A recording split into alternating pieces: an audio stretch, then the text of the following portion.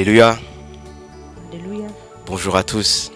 Mwiriwe mwese. Je vous souhaite une joyeuse Pâques. Mbifurije Pasika nziza. Amen. J'espère que tout se passe bien dans vos maisons Nizere ko mumeze neza mu ngo zanyu et que vous célébrez notre Sauveur. kandi murimo muhimbaza umukiza wacu. On va lire une parole, Tugiye gusoma ijambo mais ry'Imana. avant ça, on va prier.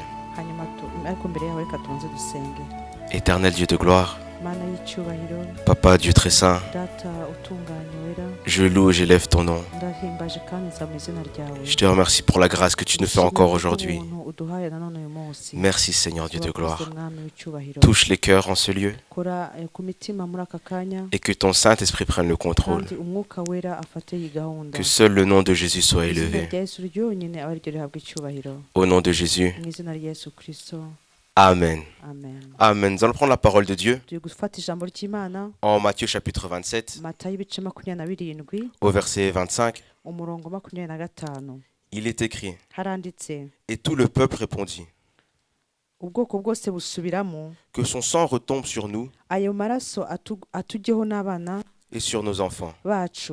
Amen. Amen. Que son sang retombe sur nous et sur nos Ayo enfants. maraso aze atujyeho twe n'abana bacu. On avait amené Jésus devant Pilate Wari bamaze kujyana Yesu imbere ya Pilato, et Pilate ne voulait pas le faire tuer. noneho Pilato yanga kumwica. Il a dit que son sang était innocent, Yavuze yuko amaraso ya Yesu yari qu'il atunganye, ne pouvait pas faire périr un juste. ko atashoboraga guhana umukiranutsi. Mais tout le peuple a crié, Ariko ubwoko bwose buravuga que son sang retombe sur nous busakuza buti ayo maraso atubeho et sur nos enfants. kandi abe ku bana Ils bacu. ne savaient pas ce qu'il disait. Ntabwo bari bazi icyo bari kuvuga. C'est une parole prophétique. Ni ijambo ry'ubuhanuzi Que le sang de Jésus ngo amaraso ya Yesu puisse retomber sur eux aze kubabaho bo et sur leurs no enfants. ku bana babo. En vérité, ça veut dire que nous puissions retrouver le pardon par son sang. Mu by'ukuri bishatse kuvuga ko dushobora kubona kubabarirwa ibyaha kubera ayo maraso. Peut-être tu n'as jamais donné ta vie à Jésus. Wenda ntabwo wahaye ubuzima bwawe Yesu, Tu ne connais pas la puissance du sang de ntabwo Jésus. uzi imbaraga z'amaraso ya Yesu, Mais aujourd'hui, tu peux faire le choix ariko uyu munsi ushobora guhitamo que son sang retombe sur toi. kugira ngo ayo maraso akuzeho. Pourquoi as-tu besoin du sang? Kuki ukeneye amaraso? Dieu a créé ce monde parfait.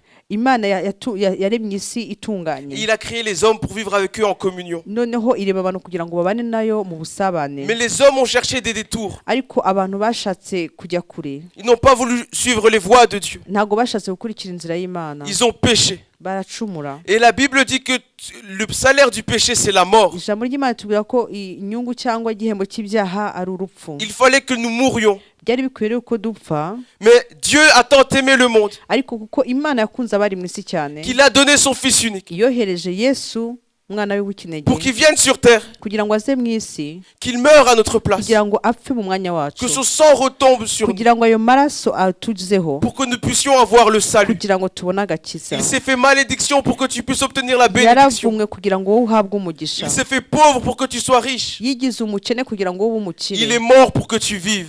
yarapfuye kugira ngo noneho Si tu woweho. n'as encore jamais eu l'occasion, Niba utarigeze ubona uburyo, aujourd'hui je te uyu demande, munsi ndagusaba, demande à Jésus que son sang retombe sur saba toi, Yesu kugira ngo amaraso ye aze akuzeho, pour que tes péchés te soient pardonnés kugira ngo ibyaha byawe bibabarirwe, et que tu aies accès à la vie éternelle. kugira ngo noneho wakire ubuzima Et dis buhoraho, prophétiquement kandi ubivuge uhanura que son sang aussi coule sur tes proches.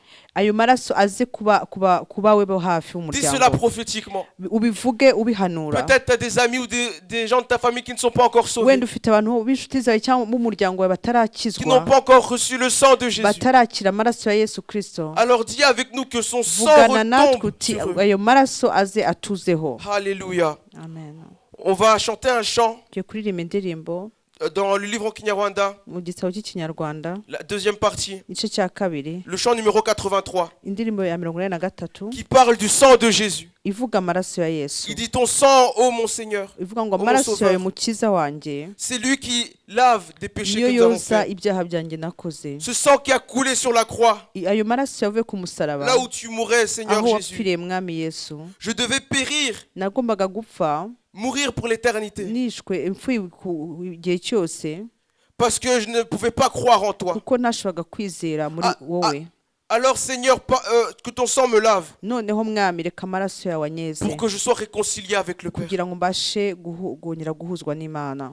Lave-moi, Nyeza Purifie-moi. nkuraho ibyaha Lave-moi par ton sang nyezesha amaraso yawe pour que je puisse être réconcilié kugira avec ngo Dieu. ntunganire imana. Alléluia. Amen. Amaraso yawe mukiza niyo yoza ibyaha twakoze, yaviriye ku musaraba ubwo wapfaga mwami Yesu. nari uwo gucirwa witeka,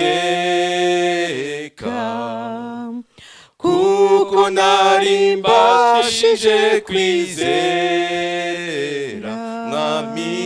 mwami nyogesha yo maraso kugira ngo ntunganire Imana. Nyeza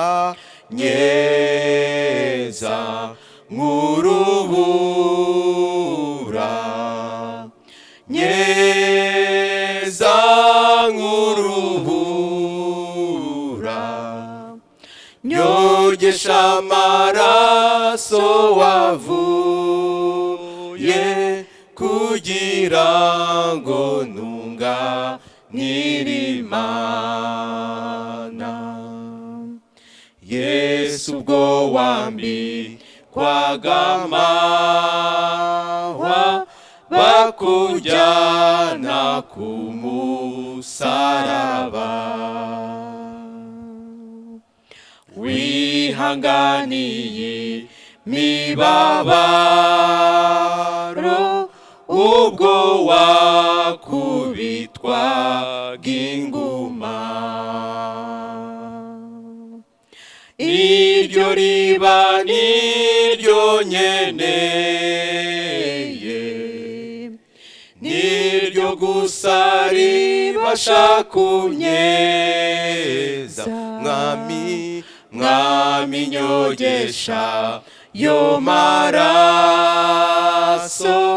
kugira ngo ntunganire Imana. Nyeza nk'urubura, nyeza nk'urubura, nyogesha amaraso wavuye kugira ngo ntunganire Imana. Ntabwo ngutunga niye mwami, mfite intege nke mu mutima, ndakubona ntese mukiza, nanjye ngo mbabarirwe ibyaha.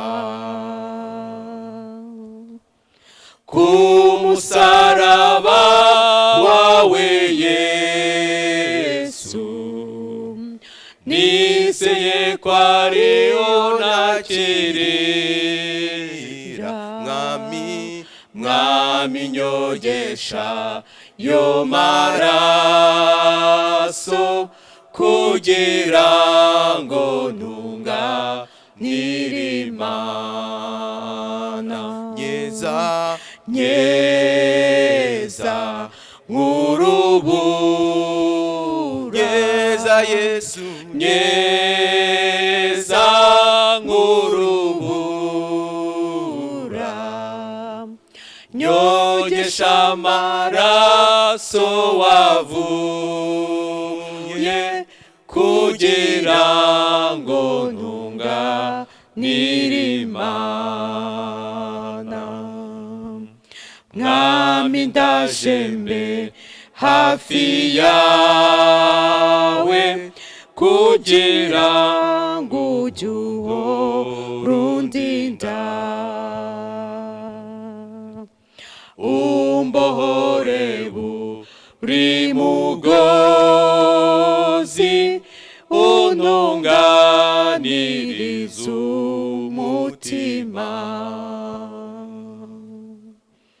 negera umusaraba wawe more muri wo kugeza gupfa mwami nyogesha yo maraso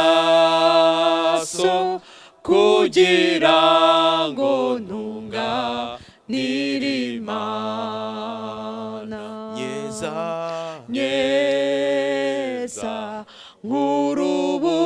nk'urubura nyeza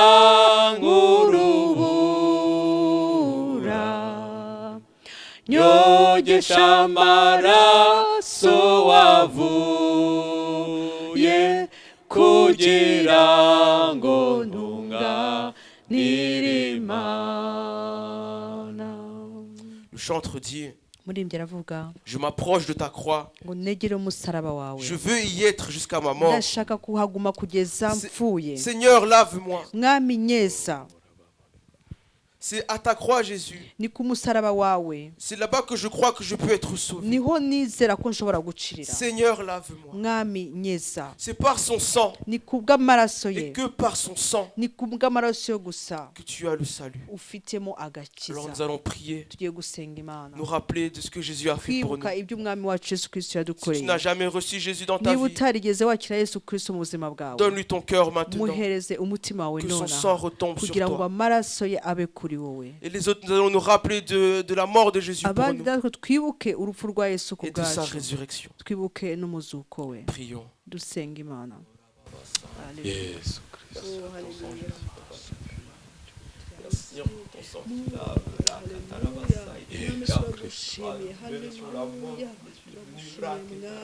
amaraso wamenye ubuntu watugiriye Kristo haleluya ubishuro riri muri twe turi mu ijuru mwami tugahishima ubwami bw'ijuru haleluya icyubahiro ni icyawe mwami Yesu haleluya.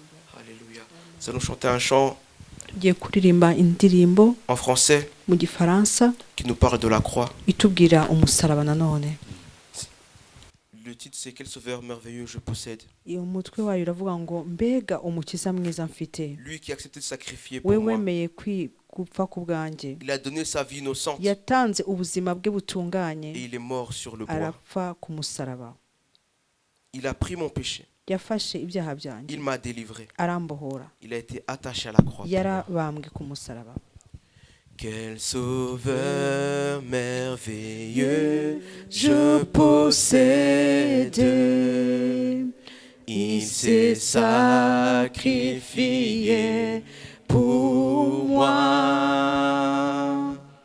Et sa vie innocente il cède pour mourir sur l'infâme bois. Oui, quel sauveur merveilleux je possède. Il s'est sacrifié pour moi. Et sa vie innocente il cède pour mourir sur l'infâme bois. Lui attaché à la croix pour moi. Oh, attaché à la croix pour moi. Il a pris mon péché. Il m'a délivré. Attaché à la croix pour moi. Il renonce un moment à son trône pour le plan rédempteur de Dieu. Déposa pour moi sa couronne a-t-elle pris pour me rendre heureux? Oui, attaché, attaché à la croix pour moi. Oh, attaché, attaché à la croix pour moi. Oh, il a pris mon péché, il m'a délivré. Attaché à la croix pour moi. Méprisé, méprisé, rejeté par les hommes. Pour mes iniquités brisées, il me dit, vois combien je t'aime, et il meurt pour me racheter. Le salut accompli sur la terre, mon sauveur remonta au ciel. Mais bientôt il va reparaître, mon bonheur sera éternel. Attaché, attaché à la croix pour moi. Attaché, attaché à la croix pour moi. Il a pris mon péché, il m'a délivré. Attaché à la croix pour moi. Jésus a renoncé à son trône. Il est venu sur terre comme serviteur. Pour toi. Pour mourir pour toi. Et son sang a coulé pour toi. Vraiment, si tu ne l'as pas encore fait, accepte Jésus aujourd'hui. Accepte aujourd'hui Jésus. C'est la meilleure chose que tu puisses faire. Je demande à Christine de prier, de remercier Jésus pour son sacrifice et de prier pour la parole de Dieu qui va être partagée. Mwami wacu nyiricyubahiro, Imana isumba byose, notre Seigneur digne de gloire, Dieu tout-puissant, tuje mu izina rya Yesu Kristo imbere y'amaso yawe. Nous venons au nom de Jésus-Christ devant ta face. Tuzagushimira imbabazi n'ubuntu watugiriye. Venons te louer pour ton pardon et ta grâce. Tugushimira Yesu Kristo waduhaye. Te remercions pour Jésus que tu nous as donné. Umwana wawe ukunda, ton fils que tu aimes, qui a accepté de laisser la gloire qu'il possédait au ciel pour venir nous rechercher. Te louons, Seigneur, pour Jésus. Nous te louons pour les souffrances qu'il a subies. Te louons pour son sang qui a coulé. Le sang qui a coulé de lui, c'est la source de notre vie. C'est là que nous avons le salut pour les péchés. C'est là que nous avons la victoire. Te louons, Seigneur, pour l'œuvre de la croix. Te louons, Seigneur, nous vantons de cela, nous vantons de la résurrection de Jésus. Alléluia. Te remercions, Jésus-Christ, pour la croix. À la croix, t'as appelé tous les gens, tous les peuples, les hommes, les femmes, les petits-enfants, toutes les nations, tous les peuples. Et nous aussi, Seigneur Christ. Te louons, Seigneur, en ce soir. Nous sommes dans ton salut, Christ. Pour l'œuvre que tu as faite pour nous, Seigneur, que ton nom soit loué. Père, ton serviteur, quand nous partageons la parole, c'est toi qui l'as appelé, qui l'as choisi pour cette œuvre. Nous prions pour qu'en ce moment tu puisses nous revêtir de ta puissance. De la tête aux pieds, qu'il soit habillé de ta puissance, de ta force. Qu'il soit utilisé par toi comme tu l'as prévu, Seigneur. Ta parole arrive avec puissance. puissance pour imbaraga délivrer, zo gukomeza abacitse intege. puissance pour fortifier ceux qui sont Haleluya, découragés. umwuka wera akore ibyo akwiye gukora Que le byose. Saint-Esprit fasse toute son œuvre. Kandi nanjye umunsi wa Mana ndasabye ubuntu bwawe Et je demande n'imbabazi. ta grâce également pour moi et ton Mana pardon. ubane natwe twese. Sois auprès de nous tous. Urakoze nyakubahwa. Merci Mu izina rya Seigneur. Yesu Kristo, Au nom amen. de Jésus, j'ai prié. Amen. Amen.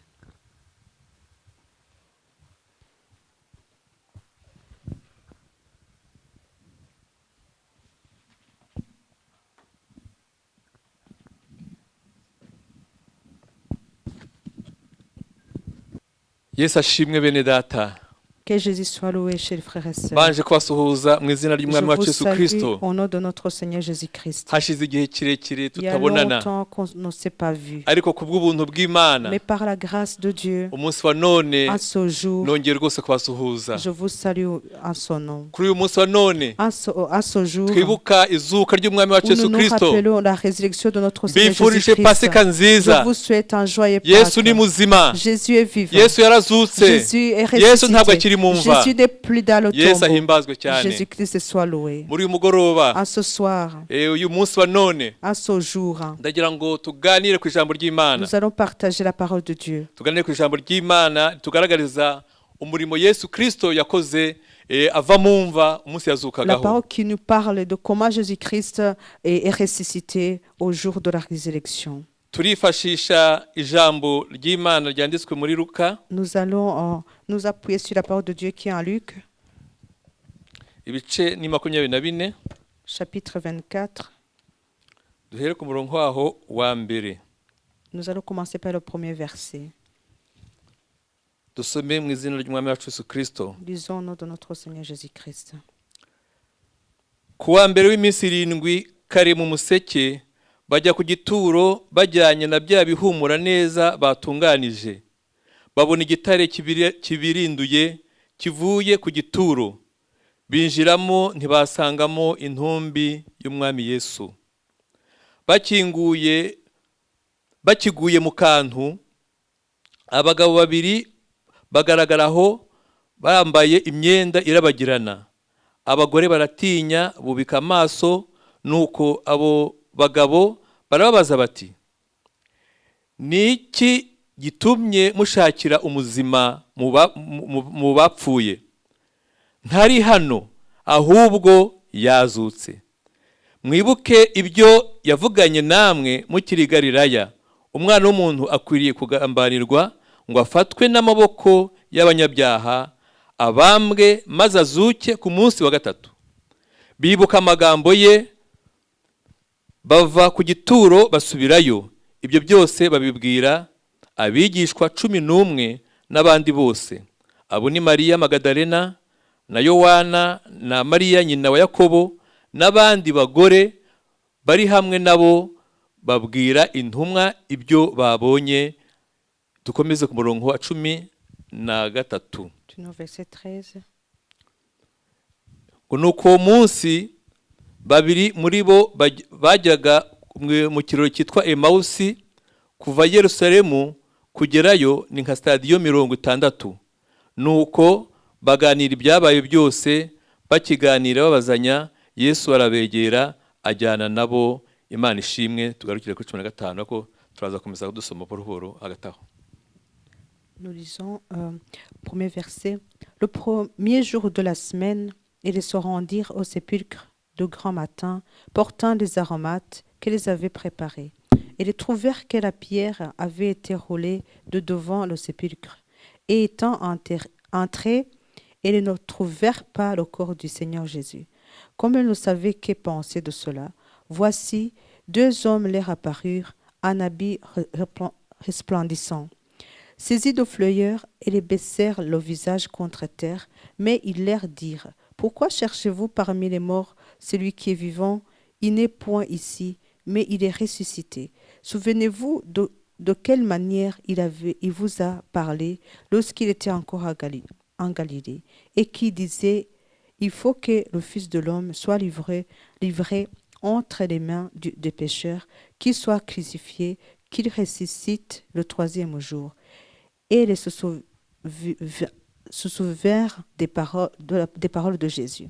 À leur retour du sépulcre, ils annoncèrent toutes ces choses aux 11 et à tous les autres. Celles qui dirent ces choses aux apôtres étaient Marie de Magdala, Jeanne-Marie, mère de Jacques, et les autres qui étaient avec elle. Au verset 13, « Et voici ce même jour, 2 disciples allaient à un village nommé Emmaüs, éloigné de Jérusalem, de 60 stades, et ils s'entretenaient de ce qui s'était passé. Pendant qu'ils parlaient et discutaient, Jésus s'approcha et fit route avec eux. » Yesu ashimwe cyane. Que Jésus soit loué. Umugambi w'Imana wo gukiza umuntu urupfu rw'iteka yohereje umwana we w'ikinege mu isi ngo atubere igitambo. Le projet de Dieu de sauver l'homme, il a envoyé son fils unique pour qu'il soit livré pour nous. Kandi nk'uko tumaze iminsi twumva ijambo ry'Imana, Yesu yarabyemeye, yemera guca bugufi ndetse yemera kubambwa ku musaraba. Comme nous avons entendu plusieurs personnes qui nous parlaient de cela, Jésus a accepté de s'humilier jusqu'à la croix. Yesu yaragambaniwe. On a comploté contre Jésus agambanirwa n'inshuti ye Yuda par son ami Judas. Ariko Yesu icyo yaragambiriye cyose yaragikoze. L'objectif que Jésus avait a su le mettre en pratique. Kuva ubwo Yesu amaze kugambanirwa na Yuda yanyuze mu mibabaro ikomeye cyane. Il a été Judas comploté contre lui, il a subi beaucoup de souffrances. Ijambo ry'Imana litubwira ko yisize ubusa ajyana akamero k'umugaragu w'imbata. Nous dit qu'il s'est vraiment humilié jusqu'à être comme un esclave. Yicisha bugufi araganduka ngo ntiyanga no gupfa urupfu ndetse urupfu rubi rwo ku musaraba. Il s'est vraiment humilié jusqu'à la mort de la croix.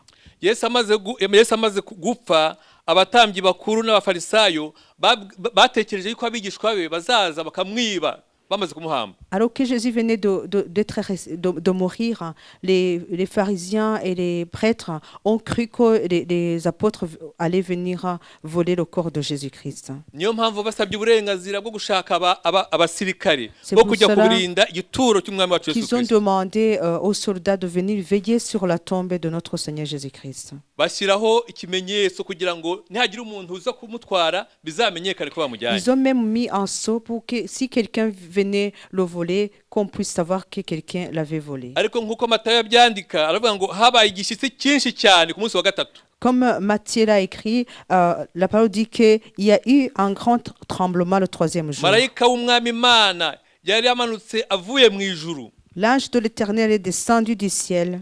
Abirandura igitare akicaraho. Et il a enroulé la pierre et s'est assis. Ishusho yasaga n'umurabyo n'imyenda yererana nk'urubura. Ses habits étaient resplendissants.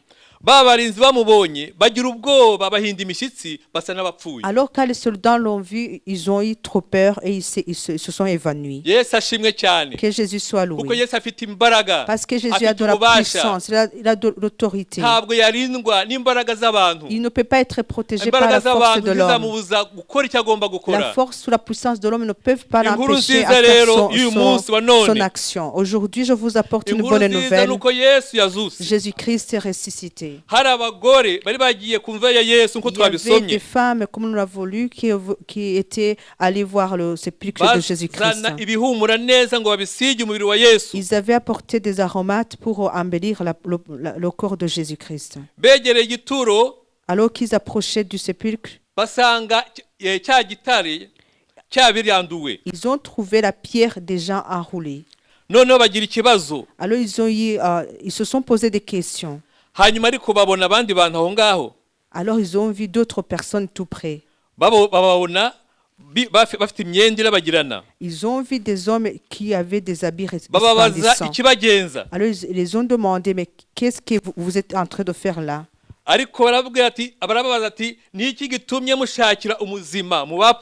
ils ont posé la question aux femmes, pourquoi vous cherchez le vivant d'entre les morts? Pourquoi vous cherchez le vivant d'entre les morts?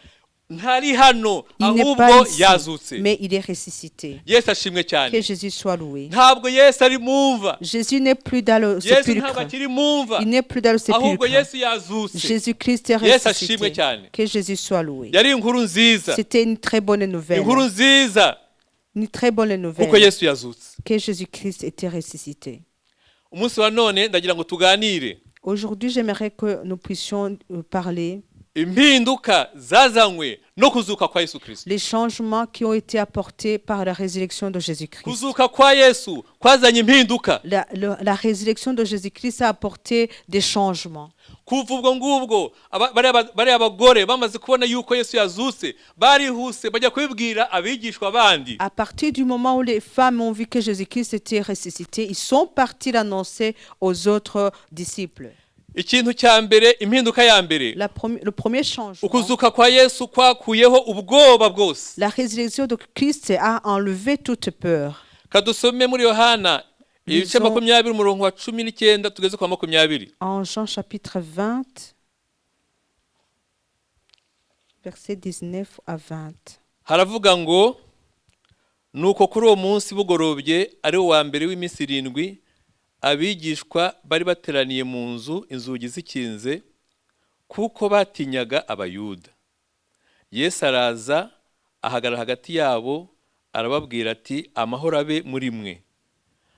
Amaze kuvuga atyo abereka ibiganza bye n'urubavu rwe. Abigishwa babonye umwami Yesu baranezerwa. Amen. Le soir de ce jour, qui était le premier de la semaine, les portes du lieu où se trouvaient les disciples étaient fermées à cause de la crainte qu'ils avaient des Juifs. Jésus vint, se présenta au milieu d'eux et leur dit « La paix soit avec vous ». Et quand il eut dit cela, il leur montra ses mains et son côté. Les disciples furent dans la joie en voyant le Seigneur. Amen. Ibyiringiro by'abigishwa ba Yesu byari he? La confiance ou l'espérance des disciples était où? Ibyiringiro byabo byari bikingiraniwe mu mva ya Yosefu w'Umwarimatayo. Leur espérance était enfermée dans le sépulcre de Joseph l'Arimathée. Kuko bumvaga ko Yesu yapfuye akiri mu mva. Ils pensaient que Jésus était encore mort, était encore dans le sépulcre. Ukwizera kwabo kwari kwarangiye ntako bari bagifite. Ils n'avaient plus l'espérance. Nta byiringiro bari bagifite. Ils n'avaient plus l'espérance. Muri makeya bari mu kaga gakomeye. Ils étaient vraiment dans les problèmes. Bari bakinze inzu. Ils avaient même fermé les portes. Inzugi bazikomeje rwose. Ils avaient vraiment bien fermé les portes. Batinya yuko ababambye Yesu bashobora kubagira nabi nabo. Ils avaient peur que ceux qui avaient crucifié Christ pouvaient leur faire du mal également. Bene data ubwoba ni bubi. Chers frères et sœurs, la peur est vraiment très mauvaise. Kuri isi yacu mbese nta gihe kize kibaho abantu bagize ubwoba k'iki gihe turimo. Et il n'y a pas un moment où les gens ont eu peur que ce moment même aujourd'hui. Muri bino bihaje ibyorezo kino cyorezo cya coronavirus. À ce moment où nous traversons un moment de pandémie, de abantu bose buzuwe n'ubwoba. Beaucoup de personnes ont trop peur. Ariko turashima Yesu Kristo. Mais nous louons le Seigneur Jésus-Christ qu'il a vaincu. Et c'est Jésus lui-même qui peut enlever la peur dans les gens. Les gens cherchent des solutions, mais ils ne trouvent pas. Les puissants et les autorités essaient de combattre la mort, mais ils n'y arrivent pas. Mais nous qui avons cru en Jésus-Christ, nous restons avec l'espérance. Même s'il y aurait des choses qui nous font peur, mais nous avons confiance dans le Seigneur. Parce que notre vie, c'est Christ. Et notre mort, c'est un bénéfice pour nous qui étaient chrétiens. Notre Seigneur Jésus-Christ, il a vaincu la mort. Que Jésus soit loué. Ils ont continué à avoir foi en Jésus-Christ. Et avec les paroles qu'il venait de leur dire, ils ont alors annoncé la bonne nouvelle. Ils n'avaient pas peur parce que la peur était partie. Ils ont même traversé des moments très difficiles.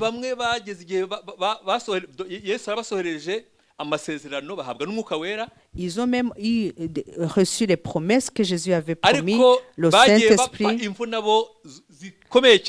Mais ils ont aussi eu des morts atroces. Que Jésus soit loué. Alors la résurrection de Christ a amené un changement qui enlève la peur. Que Jésus soit loué.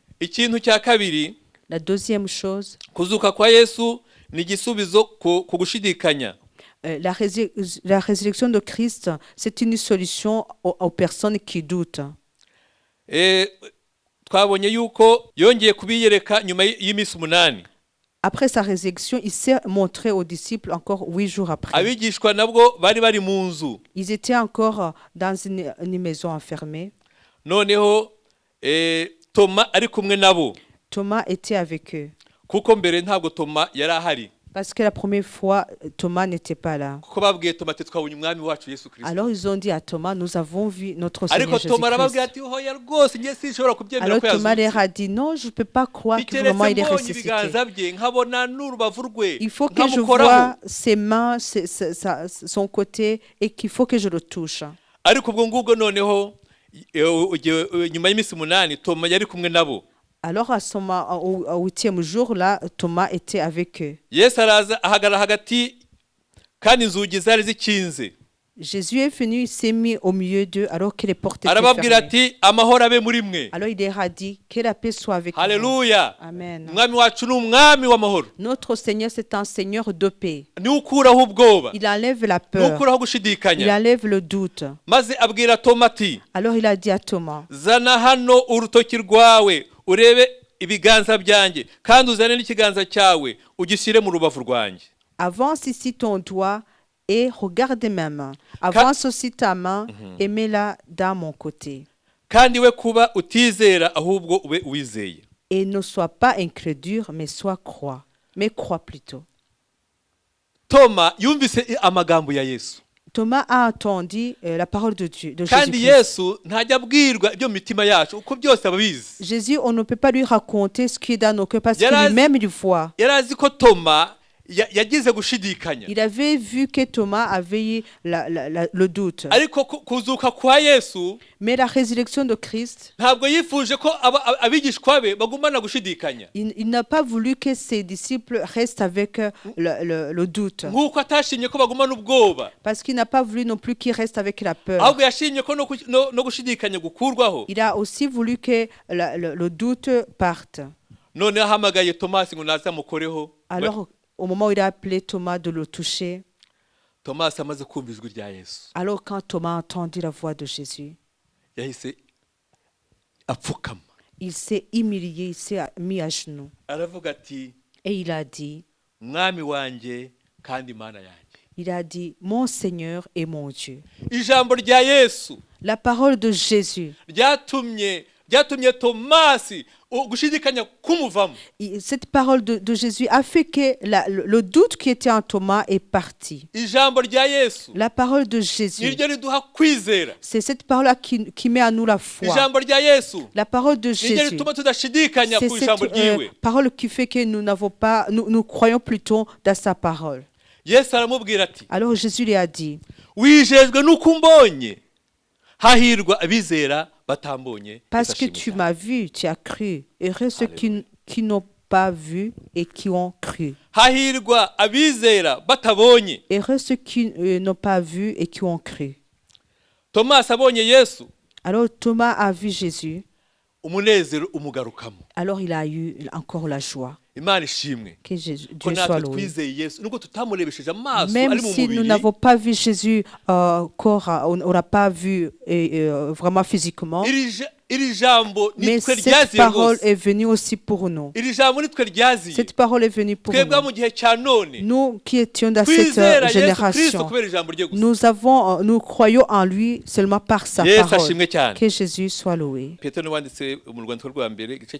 le premier épître de Pierre, chapitre 1, verset 8. Lui que vous aimez sans l'avoir vu, en qui vous croyez sans le voir encore, vous réjouissant d'une joie ineffaçable.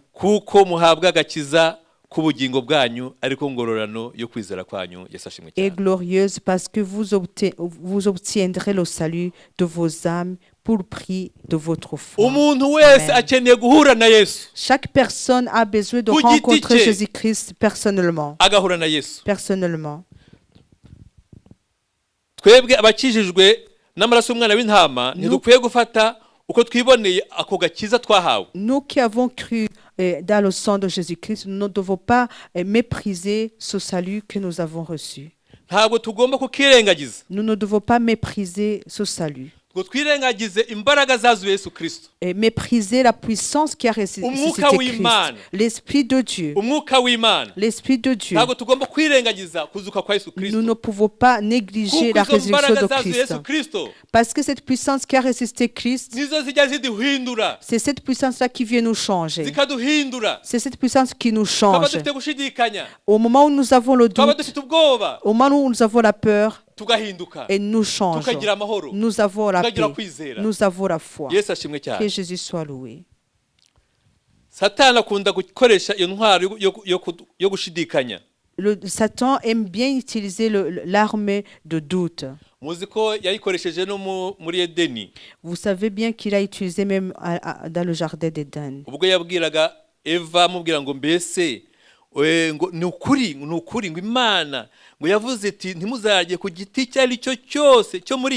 Au moment où le serpent parlait à Ève, lui disait, c'est vrai que Dieu vous a dit de ne pas manger de cet arbre du jardin. Mais le serpent mentait parce que Dieu n'avait pas dit cela. Le doute est une chose très mauvaise. Le doute nous amène très loin du Seigneur. Et la personne qui doute ne sait jamais la fin de sa vie. Il ne sait pas quand il va mourir, là où il va aller. Mais nous qui avons la foi, nous savons où nous allons. Que Jésus soit loué. Nous remercions le Seigneur. Nous voyons le troisième point, la résurrection de Christ enlève le désespoir. Enlève le désespoir. Deux des disciples étaient sur le chemin d'Emmaüs. Ils venaient de Jérusalem vers leur village. Ils venaient de leur église en allant vers chez eux.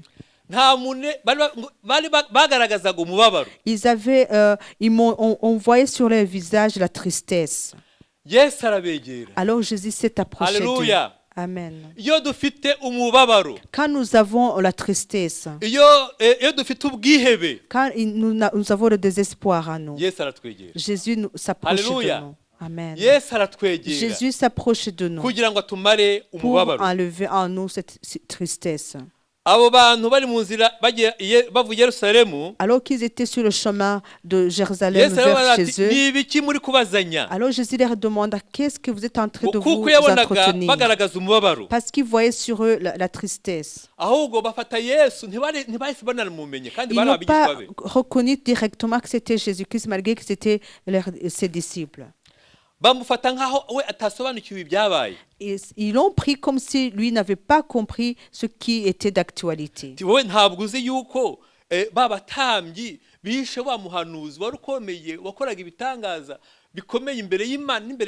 Toi, tu ne sais pas que les prêtres ont crucifié ce prophète-là qui faisait des miracles, qui était juste devant les dieux et les hommes.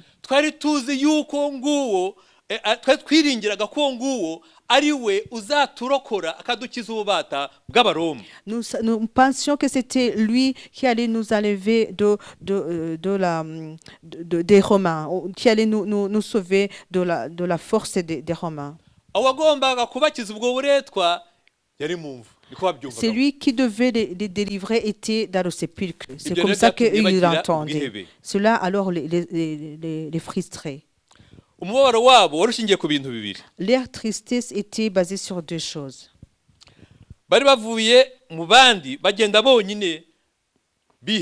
Ils avaient quitté le groupe dans le fait qu'ils étaient ensemble, ils sont partis eux deux.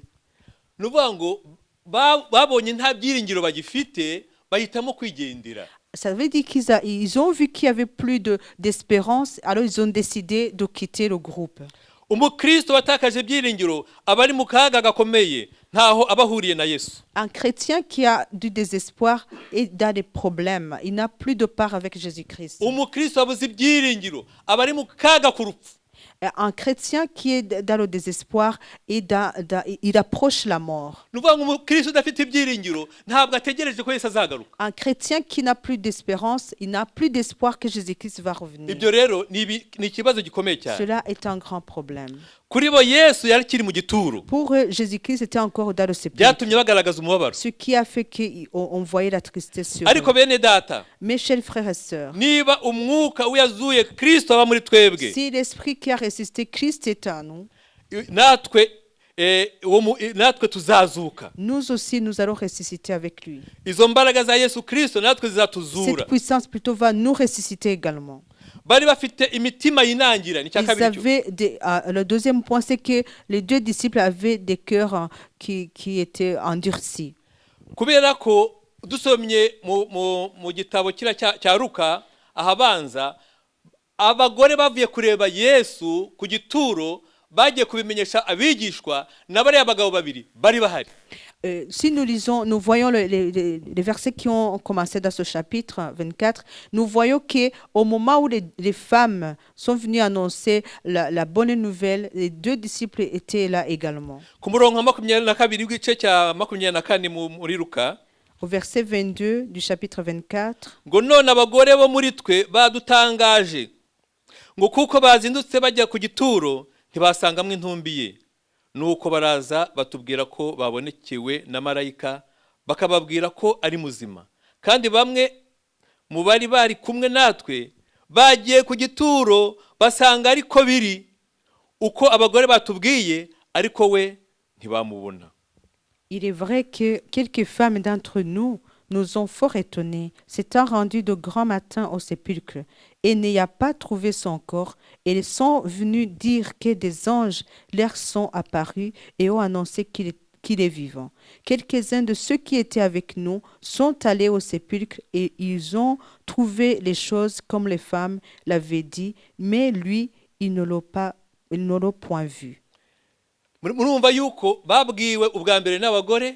Ça veut dire que la première fois, la bonne nouvelle leur est arrivée ubwa par les kabiri femmes. abagabo nabo bashidikanyije bagiye ku gituro basanga ibyo abagore bavuze nibyo. La deuxième fois, les hommes qui sont partis aussi vérifier l'information ont trouvé que Jésus-Christ n'était pas vraiment dans le sépulcre. Ariko kugeza ubwo aba bagabo abigishwa babiri bo ntabwo bagifite umubabaro, ntabwo bari bizeye ko Yesu Kristo yazuka. Jusqu'à ce moment-là, ces deux disciples n'avaient pas encore cru que Jésus-Christ était ressuscité. Ariko nubwo byari bimeze bityo bene data, Malgré que c'était ainsi chez les frères nubwo et sœurs, bigaragara ko barafite imitima même inangiye, si nous avions des cœurs endurcis, birashoboka yuko ari ijambo ry'Imana wumvise, il est possible qu'il y ait une parole de Dieu que tu as entendue. ukumva ko iryo jambo ry'Imana riri mu kuri. Tu as entendu et cette parole, tu sais bien qu'elle est la vérité. Tu as entendu cette parole par une seule Uryumva rero personne. wa kabiri, Tu l'as entendu par une ariko deuxième kugeza umunsi wa personne. none Mais ntabwo jusqu'à urahinduka. maintenant, tu n'as pas encore changé. Ariko ndagira ngo nkubwire, Mais je voudrais te nubwo dire, bimeze bityo, même si c'est ainsi, Yesu arashaka umutima wawe. Jésus-Christ cherche ton Yesu cœur. arashaka umutima wawe. Jésus-Christ cherche Ngo ton Yesu cœur. arabegera. Alors Jésus s'est Haleluya. rapprochant d'eux. Icyampa mu gitondo cy'umunsi wa none Ce matin, Yesu akakwegera. je souhaite que Yesu Jésus-Christ s'approche akakwegera de mu toi, bwihebe bwawe. qu'il s'approche de toi dans ton Yesu désespoir, akakwegera mu bwoba bwawe. qu'il s'approche de toi dans ta Yesu peur, akakwegera mu gushidikanya que kwawe no Jésus kwinangira s'approche de umutima. toi dans ton incrédulité. Yesu arababwira ati, Alors Jésus leur a dit, mwabapfu mwe, vous qui n'avez pas le cœur, imitima yanyu itinze Vos cyane kwizera ibyo abahanuzi bavuze byose. sont là à croire tout ce que les disciples, les prophètes ont dit. Yesu atangira kugenda ababwira ibyanditswe na Mose, Alors Jésus a commencé à leur raconter ce qui a été écrit par Moïse. ibyagiye bimuvugwaho byose ko byari bikwiriye ko azaza agapfa agahambwa nyuma y'iminsi 3 akazuka. Tout ce qui avait été prophétisé sur lui, qu'il allait ressusciter au 3e jour. Noneho bakomeza bagenda, Alors ils ont continué. bakomezanya urugendo. Ils ont continué avec Ni lui. byiza kugendana na Yesu. C'est bien vraiment de marcher avec Nubwo ufite Jésus. ibibazo, Même si tu aurais des uhamagara problèmes, Yesu Kristo aze appelle mugendane. Jésus-Christ pour qu'il Ujye vienne marcher umuhamagara avec abe toi. hafi yawe. Appelle-lui qu'il soit près de toi. Noneho ngo bageze bugufi bw'ikirorero, Alors au moment où ils approchaient un village, noneho Yesu amera nk'aho ushaka gukomeza. Alors Jésus a voulu continuer ou passer par le village. Baramubaza bati, Alors ils ont demandé à Jésus, ese waretse twagumana kuko bwije kandi umunsi ukabukuze? alors ils le pressèrent en disant, reste avec nous car le soir approche. Waretse tukagumana Reste umunsi avec ukuze? nous, le soir approche. Bene data, ibihe tugezemo ntabwo ari ibihe byo gukina. Chers frères et sœurs, les moments dans lesquels nous traversons, Ntabwo ari ce ibihe n'est byo pas des gupfusha moments ubusa. à gaspiller. Turi mu bihe bya Nous nyuma, sommes dans les derniers turi ku temps. mugoroba w'isi. Nous sommes dans le soir Reka twinginge Yesu. du monde. Nous devons insister tugumane. pour que Jésus reste avec nous. Tugumane na Yesu. Qu'il reste avec nous. Ngo nuko baragenda. Alors ils ont continué avec Ngo lui. bageze mu nzu ngo aricara. Arrivés dans la maison, ils se sont assis. Asangira nabo. Il a commencé à manger avec eux. Ngo yenda umutsima. Alors il a pris le pain. Ngo arawushimira. Alors il a rendu grâce. Arawubaha. Et il a rompu, il a les a donné. Ntekereza ko mu gihe Yesu yarimo amanyura umutsima, Au moment où Jésus était en train de rompre babigishwa le pain, barebye mu biganza bya Yesu. les disciples ont su voir les mains de Jésus. Au moment où il rompait le pain, Barebye mu biganza bya Yesu. ils ont regardé la main de Jésus. Alors ils ont vu ses blessures. Nuko bahita buzura Alors umunezero. ils ont eu beaucoup de joie. Buhita buzura umunezero. Ils ont été remplis de Bagiye joie. kureba Yesu, babona Yesu ntakihari. Alors au moment où ils se remplissaient de joie, Yesu ils n'ont plus vu Jésus. habura uwo mwanya. Alors Jésus a disparu à ce moment même. Kuko bumvise amagambo ya Parce Yesu. qu'ils avaient entendu les paroles de Bumvise amagambo ya Jésus. Yesu. Ils ont entendu les paroles de Jésus. Imitima yabo Alors irahumurizwa. leurs cœurs ont été fortifiés. Baratangira baraganira. Ils ont commencé à discuter entre eux. Baraganira. Ils ont discuté entre eux. Ubwo harimo uwitwaga Kilopa, oui. Kilofasi. Il y en a un qui s'appelait Cléophas. Noneho aravuga ati, cyagiye turi mu nzira tugenda.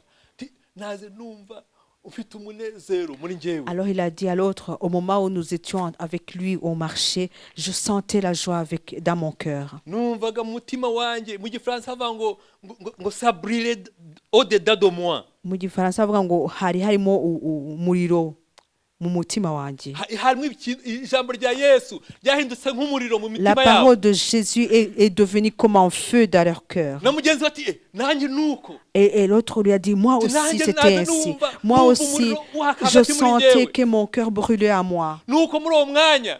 Et alors, à ce moment-là, ntabwo bagumye muri iyo nzu. ils n'ont pas continué à rester dans cette maison. Alors ils sont retournés sur le chemin de Jérusalem. Ils sont partis en Arabie vite, en retournant à Jérusalem. Amen. Quand nous rencontrons Jésus, ce qui était difficile pour nous devient possible. Le chemin qui nous amène loin de Jésus, nous détournons contre ce chemin. Alors ils sont retournés à Jérusalem. Ils sont arrivés là où étaient les autres disciples. Ils ont dit, nous l'avons vu. Amen. Nous avons vu Jésus qui est ressuscité. Il n'est plus dans le sépulcre, il est ressuscité, il est vivant. Ukuzuka kwa Yesu kudukiza ubwigunge, ubwihebe, tukagira ibyiringiro bishya. Yesu ashimwe cyane. La résurrection de Christ enlève en nous le désespoir et nous donne encore de l'espoir. Kandi ikindi, autre chose, murumva yuko bamaze kubona Yesu wazutse.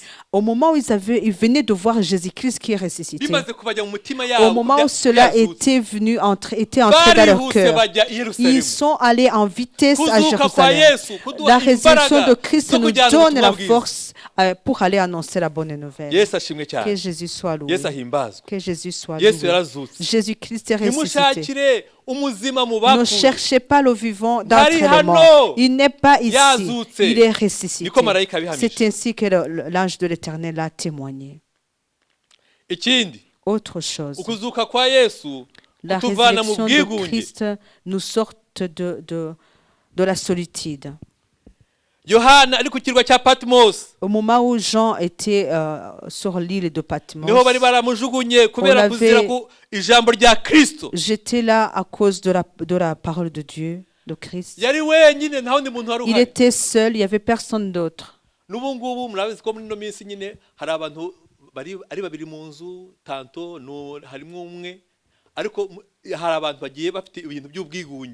Et vous savez bien que dans ces moments, il y a des gens qui vivent seuls ou qui vivent à deux. ariko ndagira ngo nkubwire Mais j'aimerais te dire une bwabo chose. bwigunge kubera iki cyorezo cyateye Que ce soit la solitude à cause de la pandémie, cyangwa se ukaba warishyize ku Kila. ruhande mu bijyanye nabo mwabanaga musengana kumva ko mutagihuje, ou bien tu t'es mis à côté de l'église ou avec les gens que tu priais, ukumva yuko mbese wowe ntube ukiyumva mu bandi ugasa n'umuntu wishyize mu bwigunge. c'est comme si tu te sens seul, tu ne les comprends pas peut-être. Ariko ndagira ngo nkumenyeshe umunsi wa none Mais j'aimerais t'annoncer kubwo aujourd'hui, kuzuka kwa Yesu à Kristo, cause de la résurrection de Yesu Christ, arashaka kugusanga. Jésus-Christ voudrait Alléluia. venir te rencontrer. Yohana we ntabwo yari mu bwigunge yiteye, ahubwo we yaziraga ijambo ry'Imana. Jean n'était pas dans la solitude qu'il avait créée lui-même, mais c'était à cause de la parole de Dieu. Ariko Yesu aramusanga, Mais aramuhishurira, Jésus s'est révélé à lui. aramubwira Il lui ati a dit, nari narapfuye ariko dore ndiho. j'étais mort, maintenant je vis. Bwa bwoba bw'umuntu ku giti cye La peur d'une personne seule, cyangwa se bwafata abantu benshi, ou la peur qui peut surprendre beaucoup de cyangwa ubwoba personnes, bwafata isi yose, ou la peur qui peut surprendre le monde igisubizo ni entier, Yesu. la solution c'est Jésus-Christ. Tugomba kwizera Yesu. Nous devons avoir la foi en Yesu niwe Jésus-Christ. gisubizo ku isi C'est ya none. Jésus la solution de ce monde Nta aujourd'hui. wundi dufiteho igisubizo, ni Yesu Nous wazutse. n'avons pas d'autre solution ailleurs, seulement en Jésus-Christ qui est ressuscité. Niwe wahozeho, C'est lui qui niwe est, uriho, c'est lui qui kandi n'uzahora iteka était et ryose. c'est lui qui viendra Niwe éternellement. utegeka byose. C'est lui qui conduit, qui dirige tout. Nubwo abantu bagushyira mu kato, Même si les gens peuvent te mettre à l'écart, ariko Yesu yagusanga. Jésus-Christ pourra te rencontrer Dore là. nari narapfuye, Il te dira, j'étais mort, ariko dore none ndiho. maintenant je vis. Kandi ngo mfite urufunguzo Et j'ai rw'urupfu, la clé de la mort, du séjour de la mort n'ikuzimu. et du séjour de la mort. Yesu afite urufunguzo rw'urupfu Jésus a la clé de la mort. ni umurimo yakoze ubwo yari kuzimu. C'est l'œuvre qu'il a fait lorsqu'il était parti au séjour de la mort. Yambuye Satani urufunguzo rw'urupfu. Il lui a enlevé la clé de la Satani mort. ntabwo akidutejeje ubwoba bw'urupfu, Satan ne nous fait plus peur de kuko la Yesu mort. yararunesheje. Parce que Jésus-Christ a vaincu la mort. Yesu ashimwe cyane. Que Jésus soit loué. Undi twavuga Un autre personne sur qui on peut parler, ni uwitwa Stefano. c'est Stéphane. Stefano tubisanga mu byakozwe n'ibice 7. Nous trouvons son histoire dans Ni Actes, umudiyakoni wo chapitre mu 7. torero rya mbere. C'était un diacre du premier église. Uwo ni umudiyakoni wari wuzuye umwuka wera, C'était un diacre qui était rempli de la puissance nawe yari mwazira de izina rya Dieu. Yesu. Il était persécuté à cause du nom de Aho Jésus-Christ. yari ari nta wundi muntu bari kumwe, Là où il était, il n'y avait personne d'autre, keretse abanzi be bamuteraga à amabuye. part ses ennemis qui le lapidaient. Yari wenyine, Il était seul. yari mu kato ka Il wenyine, était mis à part, seul. bamutera amabuye, On le lapidait. bamutera amabuye, On le lapidait. kubashaka kugira ngo bamwice. Parce qu'on voulait le tuer. Umwami wacu no mu rupfu aba ahari, Notre Seigneur, même dans la mort, il no est mu là. rupfu tuba turi kumwe nawe. Même dans la mort, nous sommes avec lui. Stefano ngo arararama, Stéphane alors a levé ngo les yeux. atumbira mu ijuru, Il a regardé au ngo ciel. abona ubwiza Alors il a bw'Imana, vu la gloire de Dieu. bona Yesu uhagaze iburyo bw'Imana. Avec Jésus à Yes, sa ashimwe droite. cyane bene data. Que Jésus soit loué. No mu rupfu Même dans la mort. tubona ibyo tudasanzwe tubona, Au moment, à ce moment-là, nous No voyons ce que murufu. nous n'avons jamais vu. tubona Yesu Dans la mort même, nous voyons Jésus-Christ. ngo arapfukama, Alors il s'est mis à ngo genoux. avuga ijwi rirenga Il a crié à haute voix. ati mwami Il a dit, Seigneur, ntubabareho icyaha. que tu ne leur comptes pas au péché. Amaze kuvuga atyo arasinzira. Alors quand il a fini de dire cela, il s'est endormi. Yesu ashimwe cyane. Que Jésus soit loué. No mu rupfu Même dans la mort. Yesu wazutse arahari. Jésus-Christ qui est mort est là.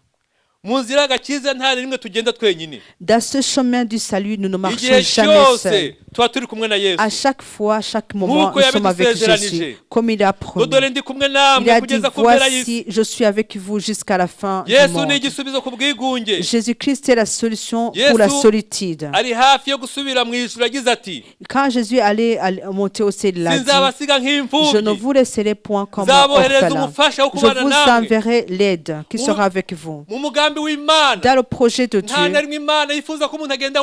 Dieu ne voudrait pas qu'on marche seul. Même depuis la création, il a dit, cet homme ne va pas rester seul. Je te demande vraiment, je te recommande de ne pas aller tout seul. Cherche Jésus-Christ. Cherche Jésus-Christ. Et Jésus n'est pas loin de toute personne. Il est tout près de toi. Si tu le cherches, tu vas le trouver. Que Jésus soit loué. Chers frères et sœurs, et la parole que j'avais préparée aujourd'hui est celle-là. La résurrection de Christ a amené des changements.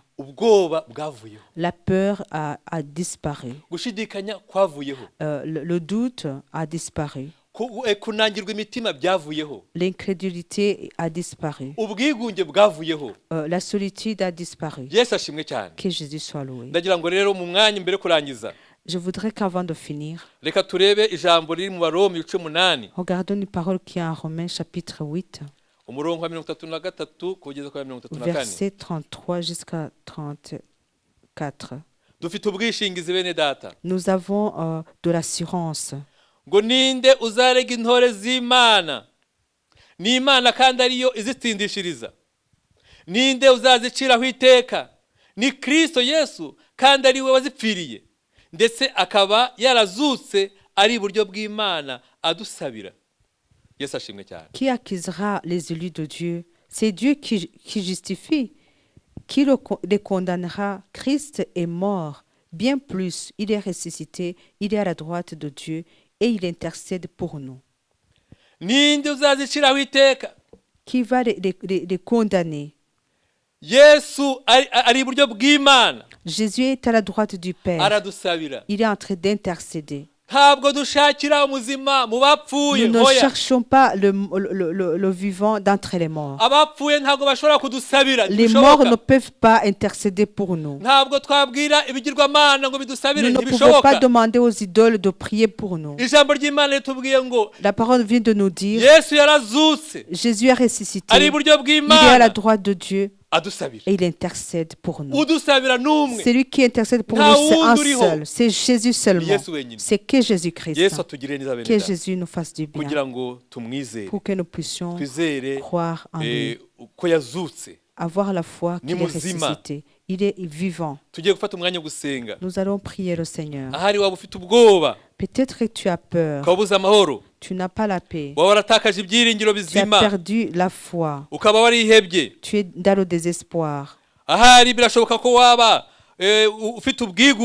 Ou tu sens que tu es dans la solitude. Jésus-Christ est là. Ou tu as des choses qui t'empêchent de voir Jésus-Christ. Tu cherches encore Jésus, mais tu ne l'as pas encore trouvé. Jésus-Christ est là. Où tu es dans le désespoir. Parce que le désespoir où tu t'es mis toi-même, où les autres t'ont mis. Jésus-Christ voudrait te sortir de là. Jésus-Christ est ressuscité et vivant, il est près de toi. Il est prêt à te sortir de tous ces problèmes. Nous allons prier le Seigneur.